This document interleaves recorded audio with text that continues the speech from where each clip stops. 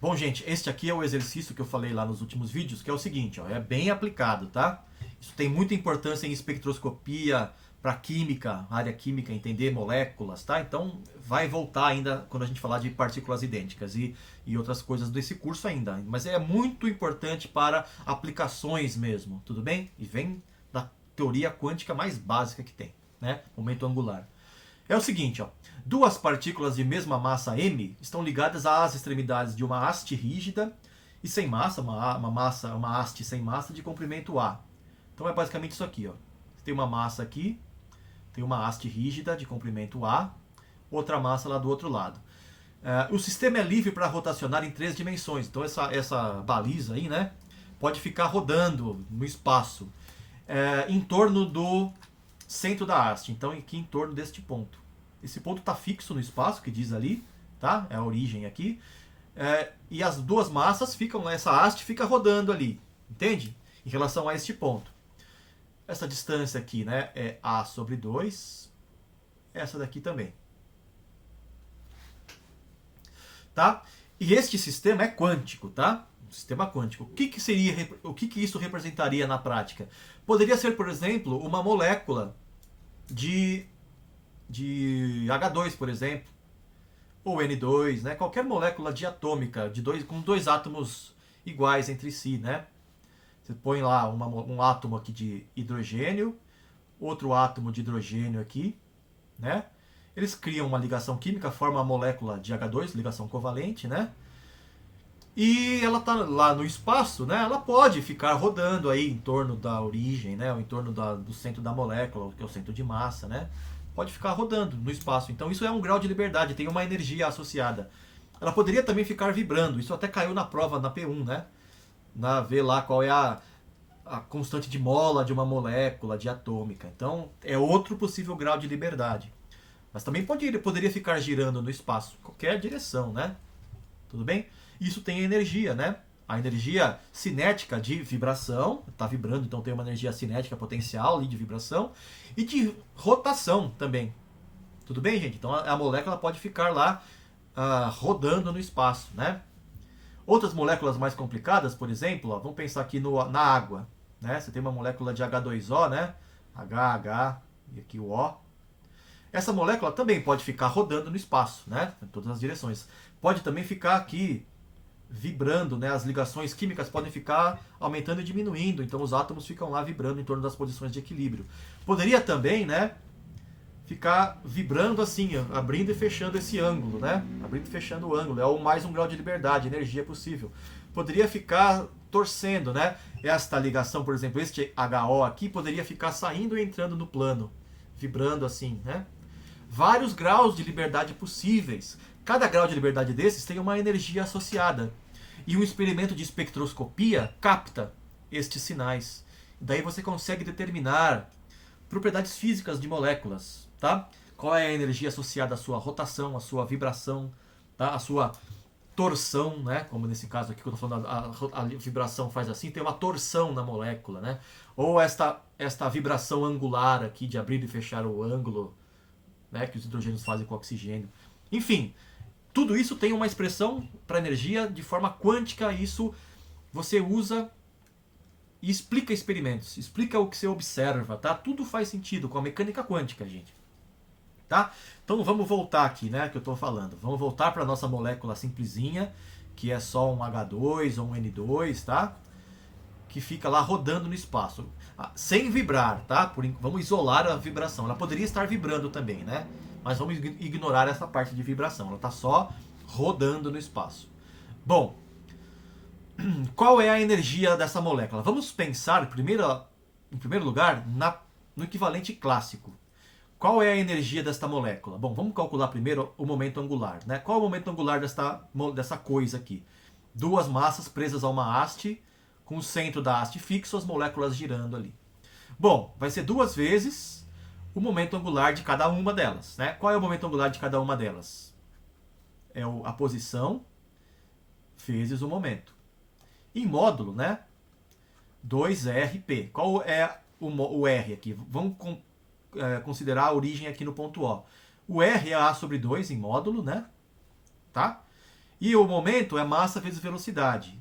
Então, a massa eu sei, é m, a velocidade eu não sei, eu vou deixar v ali. Este é o momento angular, portanto, né, é simplesmente AMV. Este é o momento angular. Guarde aí essa relação. Vamos ver qual é a energia. Energia da partícula. Não tem nenhum potencial aqui, tá? Como se fosse um lugar no espaço onde não tem energia potencial. Não tem forças eletrostáticas, não tem gravitação, ou se tiver gravitação, ela não é muito importante. Então a energia é puramente cinética, cinética de rotação, né? Então eu tenho 2 vezes 1/2 de mv quadrado, né? Se a velocidade da partícula é v, né, elas se movimentam assim, né? Uma vai para lá, outra vem para cá para a haste ficar girando. Então cada uma delas tem uma energia 1/2 de mv quadrado vezes 2, porque tem 2 partículas. Então a energia é simplesmente mv quadrado. Agora eu vou fazer o seguinte, eu vou pegar o v daqui, ó, e colocar na energia. Então a energia, né, é m, essa aqui seria a equação 2, né? Vou pegar 1 e jogar em 2, ó. mv quadrado, v é o L sobre ma ao quadrado, né? O v é o L sobre ma, tá aqui o v quadrado, se eleva ao quadrado, que vai nos dar a seguinte expressão para a energia, ó. L ao quadrado sobre ma ao quadrado. Essa daqui é a expressão clássica para a energia, certo? Clássico. De uma haste com as massas na ponta girando ali no espaço. Vamos quantizar. Primeira quantização, o que a gente faz? Coloca chapeuzinho na galera, né? A energia é, na verdade, representada pelo hamiltoniano, né? O momento angular, L, é o operador momento angular, certo? Em módulo ali, né? O módulo do momento angular. A massa e o A são constantes, né? Não precisa quantizar isso, porque eles não são grandezas físicas no mesmo sentido do que a energia e o momento angular, né? Elas são propriedades físicas do seu sistema. Bom, portanto, eu descubro que o operador hamiltoniano, pela quantização, né, é igual a o operador momento angular ao quadrado sobre ma ao quadrado. Então este daqui, ó, é o hamiltoniano do meu problema quântico. Percebe, gente? A partir da quantização do problema clássico. Tá aqui. Então vejam, quais são os autovalores de L ao quadrado? A gente acabou de ver. Eles são quaisquer números aqui, ó. H cortado ao quadrado, L, L mais 1. O L poderia ser inteiro, tá? Ou o L poderia ser semi-inteiro. Na próxima aula, quando a gente encontrar os autoestados, tá? A gente vai descobrir que para este momento angular, né, que a gente está considerando aqui, que é o momento angular orbital clássico, esses daqui não são permitidos, tá bom, gente? Eu vou falar mais sobre isso na próxima aula. Tá? Por enquanto poderia ser esses daqui também, mas a gente vai descobrir depois, na próxima aula, que não pode, tá? Então eles teriam que ser números inteiros, ou zero, né? Positivos ou zero. Tá bom? Se esses são os autovalores de L ao quadrado, quais são os autovalores de hamiltoniano? Bom, basicamente os mesmos, divididos por ma ao quadrado, né? Que são constantes. Autovalores de hamiltoniano são h cortado ao quadrado, L, L mais 1, sobre ma ao quadrado. Né?